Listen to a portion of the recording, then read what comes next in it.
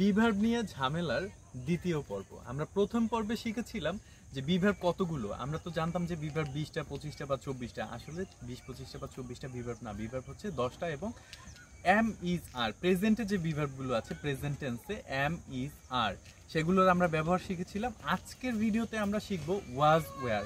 Past টেন্সে যেই ব্যবহারগুলো আছে লাইক অতীতকালে বা অতীত সময়কে নির্দেশ করার জন্য বা অতীতের কোনো কিছু বলার জন্য, অতীতের প্রফেশন বলার জন্য, অতীতে তার পার্সোনালিটি কেমন ছিল সেটা বলার জন্য হচ্ছে আমরা পাস্ট টেন্সের এই ওয়াজ অ্যান্ড ওয়্যারের ব্যবহার করব। তো কিভাবে করব?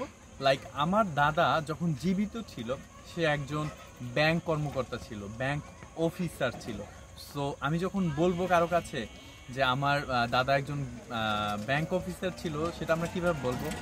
My grandfather was a bank officer. My grandfather was a bank officer. আমার বাবা একজন কৃষক ছিল।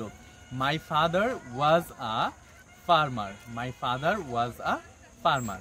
এরপরে হচ্ছে আপনার ওয়্যারটা কোথায় ব্যবহার করব?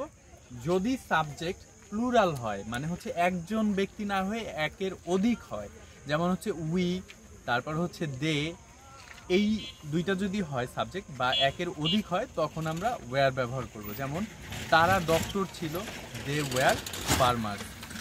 দে ওয়্যার ফার্মার, তারা ডক্টর ছিল, রাইট? সো তারা ডক্টর ছিল, এটার ইংরেজি কি হবে এটা আপনারা লিখবেন। সো আশা করছি ওয়াজ এবং ওয়্যার নিয়ে আর কোনো ঝামেলা থাকবে না, এবং বিভার্বের আদার্স যেই ব্যবহারগুলো আছে এবং ফিউচার এবং আদার্স যেই বিভার্বের ব্যবহারগুলো আছে সেগুলো নিয়ে পরবর্তী ভিডিওতে দেখা হবে। ততক্ষণ পর্যন্ত সবাই আমার সাথে থাকুন, ভালো থাকুন এবং দেখতে থাকুন, শিখতে থাকুন।